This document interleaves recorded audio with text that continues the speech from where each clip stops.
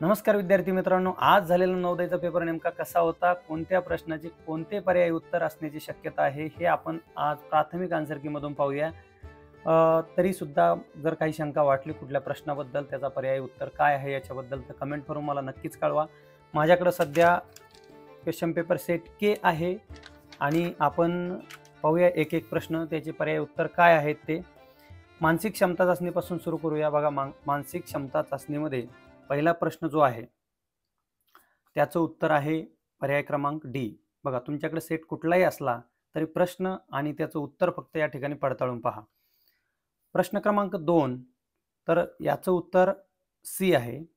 कारण तुम्ही या ठिकाणी पाहू शकता की या 2 उभ्या लाईन आहेत, या 2 आडव्या, इथं 4 आणि इथं 4, इथं मात्र मिसमॅच आहे. म्हणजे इकडे 3 आहे, इकडे 2 आहेत. मी जास्त एक्सप्लेनेशन या ठिकाणी तुम्हाला देणार नाही. प्रश्नांची उत्तरे नेमके का आलेली आहेत तशी, कारण त्याच्यासाठी एखादा वेगळा व्हिडिओ आपण बनवूया. कारण हा व्हिडिओ खूप लेंदी होईल, मोठा होईल आणि विलंब होईल. तुम्हाला लगेच झटकन आन्सर की जाणून घेण्यासाठी मी हा व्हिडिओ बनवतोय. प्रश्न क्रमांक 3 आहे, त्याचं उत्तर आहे डी. ठीक आहे. प्रश्न क्रमांक 4, त्याचं उत्तर आहे बी. त्याच्यानंतर पुढचा प्रश्न आहे सेक्शन 2 मध्ये प्रश्न 5वा. बरोबर. ह्याच्यामध्ये काय करायचं होतं, फक्त आपल्याला प्रश्न आकृतीशी, उत्तर आकृत्यांपैकी प्रश्न आकृतीशी समान अशा आकृतीची निवड करायची, म्हणजे आहे तशी तंतोतंत जुळणारी. बरोबर. 5व्याचं उत्तर आहे डी, 6व्याचं आहे बी, प्रश्न क्रमांक 7 त्याचं उत्तर आहे बी, 8व्याचं उत्तर आहे डी. ठीक आहे. अतिशय सोपा सेक्शन समजला जातो हा नवोदयच्या प्रश्नपत्रिकेमधील मानसिक क्षमता चाचणीमध्ये. पुढचा प्रश्न आहे प्रश्न क्रमांक 9. याच्यामध्ये आपल्याला दिशा न बदलता प्रश्न आकृतीच्या संरचनेत आढळणारे असे प्रश्न की जे आकृतीच्या संरचनेतील लुप्त भागात बरोबर बसेल, म्हणजेच जो मिसिंग पार्ट आहे त्याच्यामध्ये पर्यायी उत्तर आपल्याला बसवायचं आहे. तर इथं कोणतं बसल? 9व्यामध्ये बी, 10व्यामध्ये सी, 11व्यामध्ये डी आणि 12वा जो आहे, इथं थोडेसे 4 प्रश्नांमध्ये मुलं कन्फ्यूज होऊ शकतात, परंतु त्याचं उत्तर आहे पर्याय क्रमांक ए. ठीक आहे. पुढे पाहूया आपण. सेक्शन 4 मध्ये 13वा प्रश्न बघा. प्रश्न क्रमांक 13 मध्ये ए जो आहे तो इथे फिट बसतो, कारण क्लॉकवाईज डायरेक्शनने हे अशा पद्धतीने फिरत चालले आहे. हे इथं आहे, तर नंतर या ठिकाणी येईल 90 डिग्रीमध्ये, परत इकडे गेलेलं आहे, सॉरी, इथून इथे, त्याच्यानंतर परत 90 मध्ये इथं, आणि नंतर तो ह्या कोपऱ्यात जाईल. म्हणजे उत्तर काय आहे 13चं ए. 14चं उत्तर राहील बी. कसं आहे बघा, या ठिकाणी हे जे 2 बाण आहे परस्पर विरोधी आहेत, त्याच्यामध्ये तिसरा ॲड होईल आणि नंतर चौथा ॲड होईल. डायरेक्शन फक्त चेंज होईल. 15 एक एकने वाढत चालला, 1 2 3 4. पर्यायी उत्तर आहे बी. 16चं उत्तर आहे बी. ठीक आहे. ते पण क्लॉकवाईज डायरेक्शननी फिरत आहे. पुढचे पहा. सेक्शन 5 मध्ये 17वा जो प्रश्न आहे, तिसऱ्या आणि चौथ्या प्रश्न आकृतीमध्ये जो पहिल्या आणि दुसऱ्यामध्ये संबंध आहे तोच तिसऱ्या आणि चौथ्यामध्ये, म्हणजे समसंबंध, याच्यावर आधारित आहे हा सेक्शन. 4 आकृत्या आहेत. मधल्या ज्या 2 रेषा आहेत तिथे आयत तयार झालेला आहे. मग उभ्या रेषांमध्ये सुद्धा मधल्या ज्या 2 रेषा आहेत तिथं अशा पद्धतीचा आयत तयार होऊन आपलं उत्तर येईल सी. 18चं येईल बी. त्याच्यानंतर 19, त्याचं उत्तर काय येईल? सी. 19 सी. आणि पुढे पुढे बघा 20चं उत्तर येईल सी. ठीक आहे. म्हणजे याच्यामध्ये हे जे 4 वर्तुळ आहे, फक्त ह्या रेषा ज्या आहेत गुणलेचं चिन्ह ते मिस झाले इथं. मग इथं जे प्लसचं चिन्ह आहे ते मिस होईल, म्हणजे इथं जे चिन्ह येणार होतं ते मिस झालेलं आहे. फक्त 4 वर्तुळ शिल्लक आहेत तिथं. त्याच्यानंतर पुढचा भाग पाहूया आपण. सेक्शन 6 भाग 6 मध्ये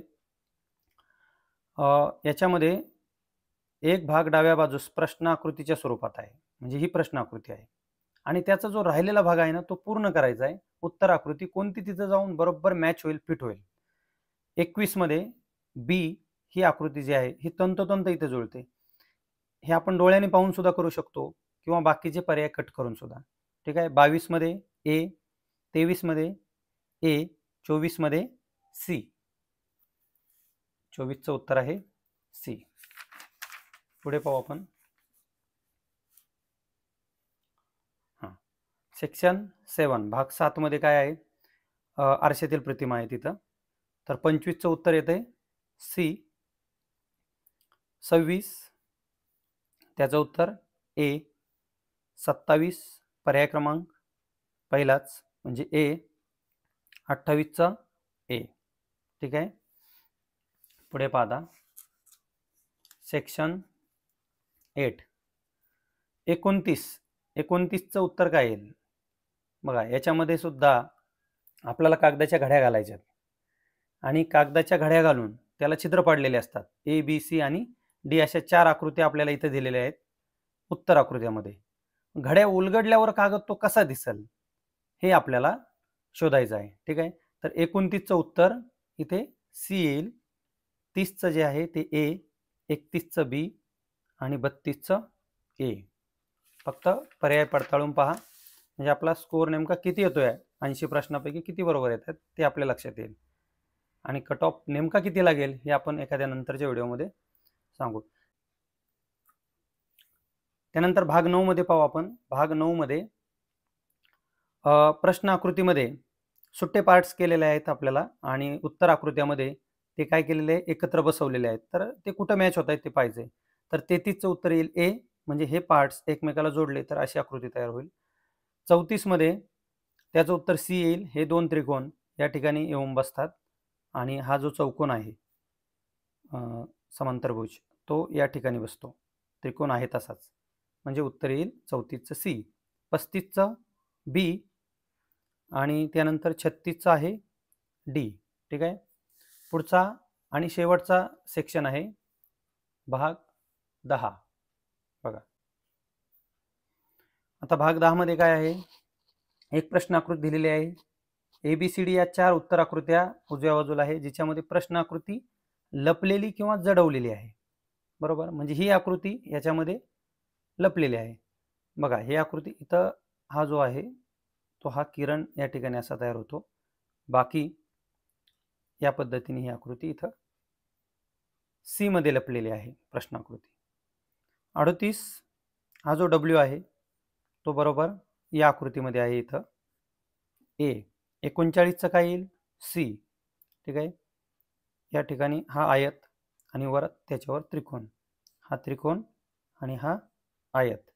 40चं काय येईल ए. हा जो झेंडा आहे आणि त्याच्या शेजारचा त्रिकोण. तर बघा, हा झेंडा आणि त्याच्या शेजारी हा त्रिकोण. ठीक आहे. तर अशा पद्धतीने आपल्याला ह्या पहिले 40 प्रश्न जे आहे आकृत्यांवरचे गणितामध्ये फक्त पर्याय तपासून पहा. जर तुम्हाला काय वाटलं तर कमेंटमध्ये मला नक्की सांगा. ठीक आहे. खंड 2 अंकगणित परीक्षण 41चं उत्तर येतं सी. 31.4375. त्याच्यानंतर 42चं आहे बी. 43चं उत्तर येतं सी. 44 डी. 45 डी. 46 बी. 47 ए.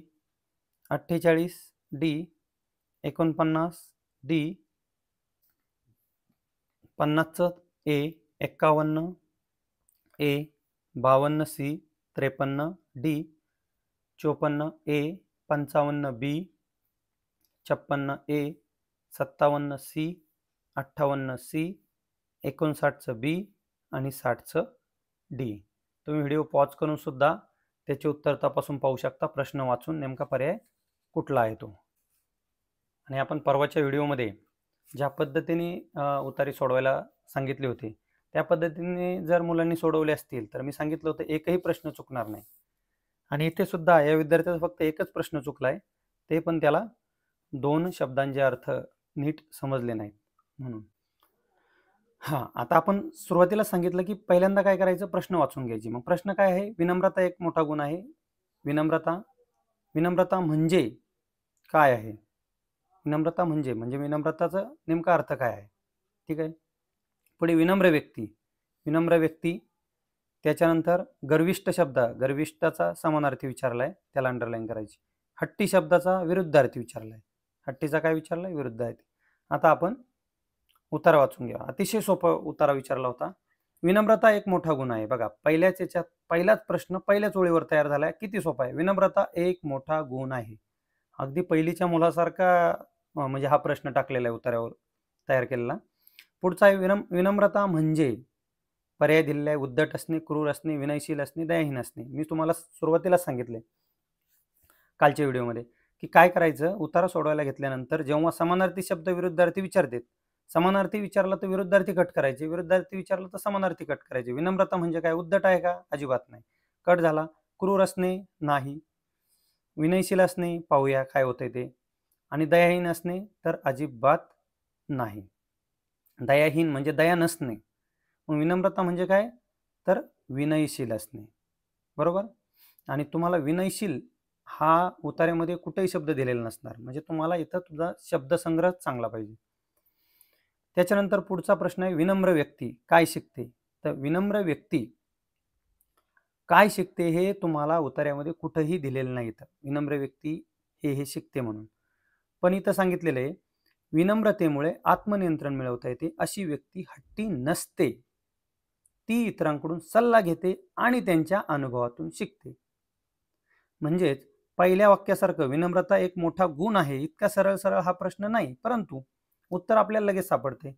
त्यांच्या अनुभवातून शिकते. त्यांच्या म्हणजे कोणाच्या? इतरांकडून सल्ला घेते आणि इतरांच्याच अनुभवातून शिकते. म्हणजे काय येईल इथं? विनम्र व्यक्ती इतरांच्या अनुभवातून शिकते. पर्याय क्रमांक ए. पुढे गर्विष्ठ शब्दाचा समानार्थी शब्द. आता गर्विष्ठ शब्दाचा समानार्थी विचारलाय ना, विरुद्धार्थी पर्याय कट करायचे. गर्विष्ठ म्हणजे विनम्र नाही. मृदू याचा तर काही संबंधच येत नाही. शालीन, शालीन पण नाही. मग गर्विष्ठचा समानार्थी काय येईल? अहंकार.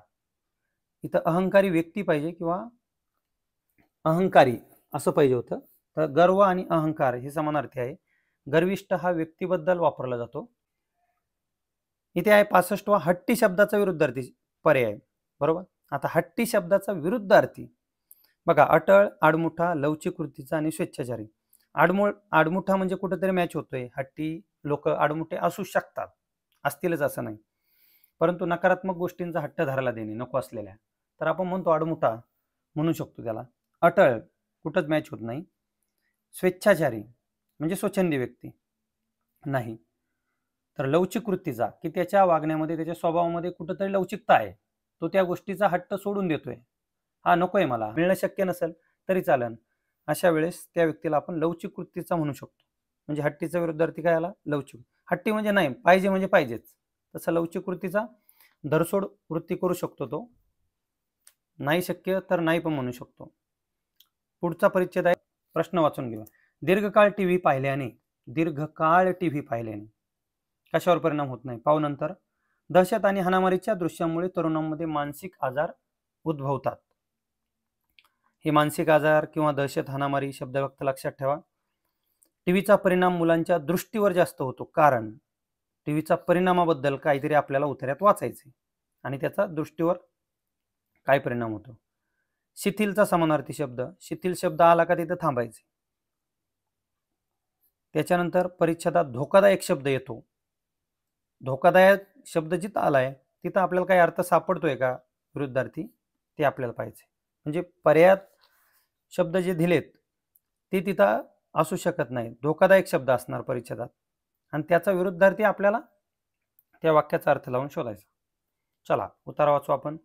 शास्त्रज्ञ आणि चिकित्सक आपल्या शरीरातील विविध यंत्रणा आणि अवयवांवर टीव्हीमुळे होणाऱ्या धोकादायक परिणामांबाबत इशारा देत असतात. कशाबाबत ते इशारा देतात? धोकादायक परिणामांबाबत. शेवटचाच प्रश्न घेऊ डायरेक्ट सोडवायला. धोकादायक परिणामांबाबत इशारा देत असतात. आता धोकादायक म्हणजे नेमके कुठे? धोका शब्दातून आपण लक्षात घ्यायचं, आपल्याला एखाद्या गोष्टीचा धोका आहे म्हणजेच तिथं आपली हानी आहे, तिथं आपला तोटा आहे, तिथं आपलं नुकसान आहे. मग हानिकारक पर्याय जातो निघून. बरोबर. जर तुमचा शब्दसंग्रह चांगला असेल तर तुम्ही अपाय म्हणजेच हानी, बरोबर, तो सुद्धा पर्याय कट होऊ शकतो. निराशापूर्ण कुठं जुळतंय का? निराशापूर्ण ठीक आहे, पाहू. उपकारक म्हणजे आपल्यावर जर एखाद्या गोष्टीचा उपकार होतोय, एखादी गोष्ट आपल्यावर उपकार करते, व्यक्ती असेल, गोष्ट असेल, तर तिचा आपल्याला फायदाच होतो ना. आता धोका म्हणजे तोटा, धोका म्हणजे हानी, तर उपकार म्हणजे फायदा. आणि या अर्थाने आपण या पर्यायाला इथं टिक करू शकतो.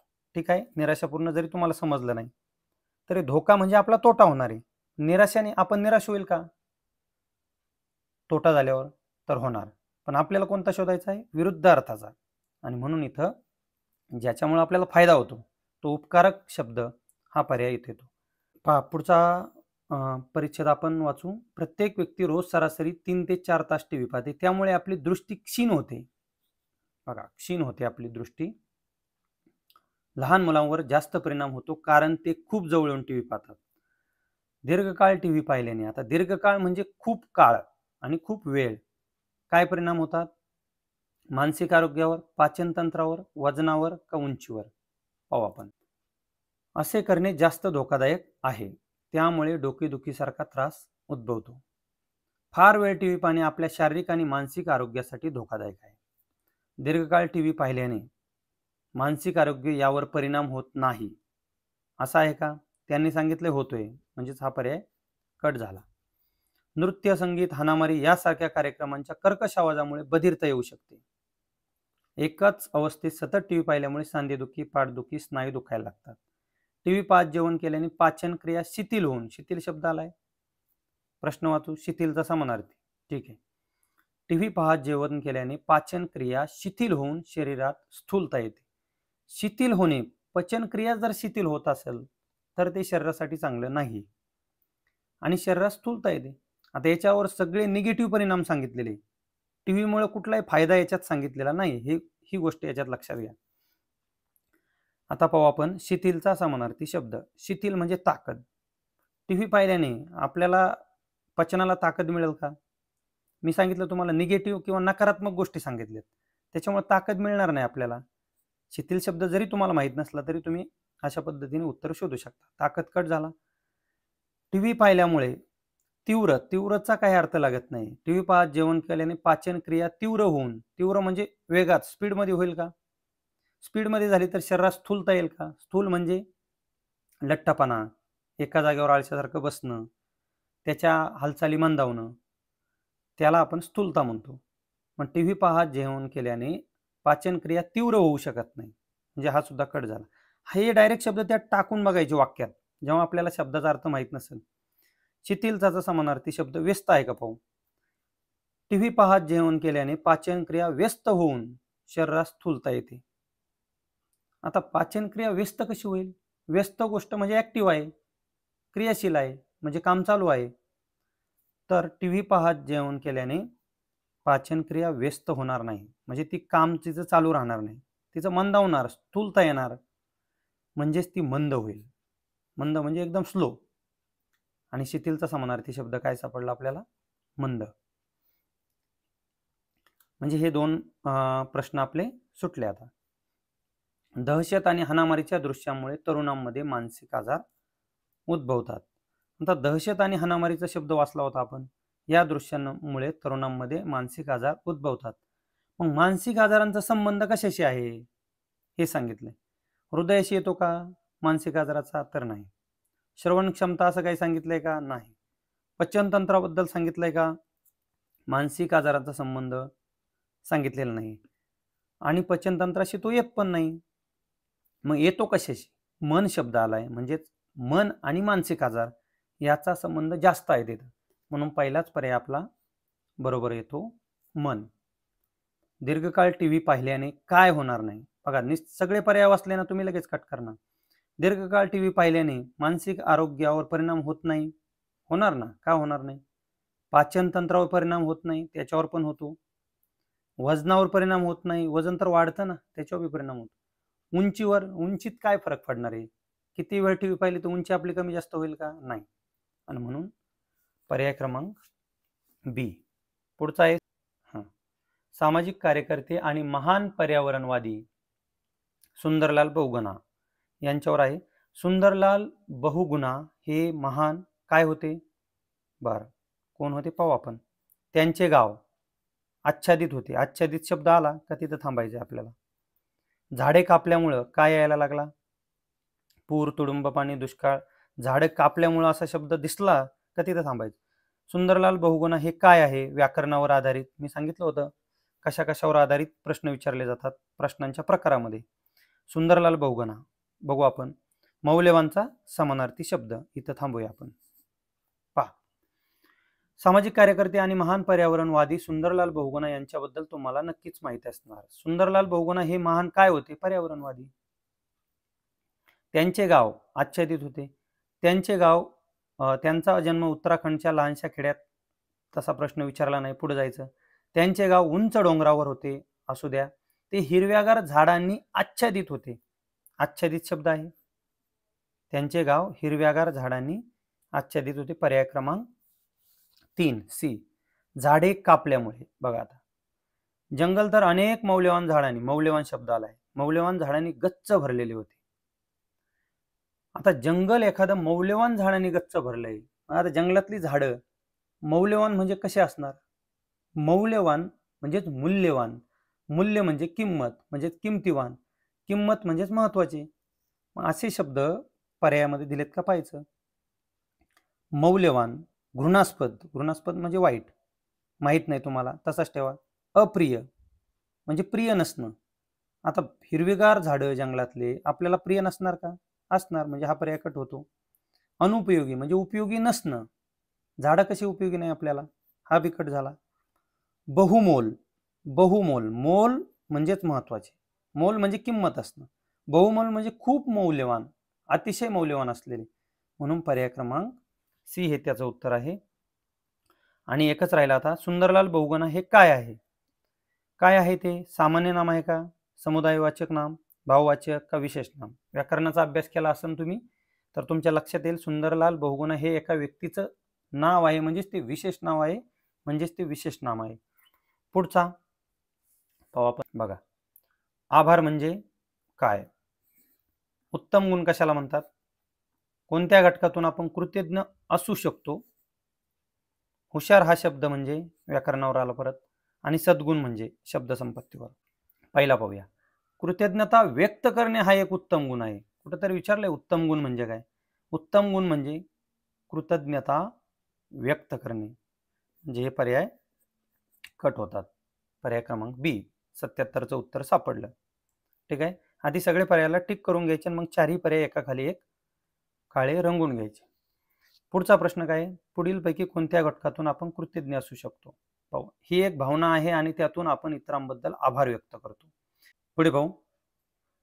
आपण वेगवेगळ्या प्रकारे कृतज्ञता व्यक्त करू शकतो. आपण आपले विचार, शब्द आणि कृतीतून कृतज्ञ असू शकतो. जेव्हा आपण आभार व्यक्त करतो तेव्हा आपण कृतज्ञ असतो. जेव्हा आपण आभार व्यक्त करतो तेव्हा आपण कृतज्ञ असतो. आभार व्यक्त करतो तेव्हा आपण कृतज्ञ असतो, म्हणजेच कृतज्ञता. आभार म्हणजे कृतज्ञता. आपल्याला मदत करणाऱ्या प्रत्येकाबद्दल आपण कृतज्ञ असायला पाहिजे. ईश्वराबद्दल ही आपल्या मनात कृतज्ञता असावी, कारण त्यानेच आपल्याला अनेक उत्तम गोष्टी बहाल केल्या आहेत. आपण ईश्वराला अगदी अंतःकरणापासून आभार व्यक्त केले पाहिजे. पुढीलपैकी कोणत्या घटकातून आपण कृतज्ञ असू शकतो? आता इथं घटक दिलेले आहेत. आपण आपले विचार, शब्द आणि कृतीतून कृतज्ञ असू शकतो. आपले विचार, शब्द आणि कृती. फक्त विचार दिलाय, शब्द आणि कृती दिलेली नाही, म्हणजेच हे पर्याय याच्या ठिकाणी कट होतात, या ठिकाणी कट होतात. हुशार शब्द म्हणजे काय? हुशार व्याकरणावर आधारित आहे. हुशार हा शब्द पर्यायात आपल्या परिच्छेदामध्ये कुठंच नाही. हुशार काय येईल? विशेषण. आणि सद्गुण म्हणजे काय? आता सद्गुण म्हणजे उत्तम गुण, पण सद्गुणचा समानार्थी शब्द यात दिलेला नाही, त्याच्यामुळे शौर्य, शांती, दुष्ट हे कट होतात. सद्गुण म्हणजे गुण. इथं उत्तम गुण पाहिजे होता, परंतु गुण दिले. तर मित्रांनो, अशा पद्धतीने आजचा जो पेपर झाला नवोदयचा, त्याच्या प्रश्नांची संभाव्य उत्तरं कोणती असू शकतात हे मी एक प्राथमिक आन्सर कीच्या रूपात तुम्हाला इथं दाखवलेले आहेत. याच्यात एखादा चेंज होऊ शकतो, नाही असं नाही, पण तरी सुद्धा या आन्सर कीनुसार आपला स्कोर किती येतोय ते कमेंट करून मला नक्कीच कळवा. व्हिडिओ आवडल्यास शेअर करा आणि लाईक जरूर करा. Okay, bye bye.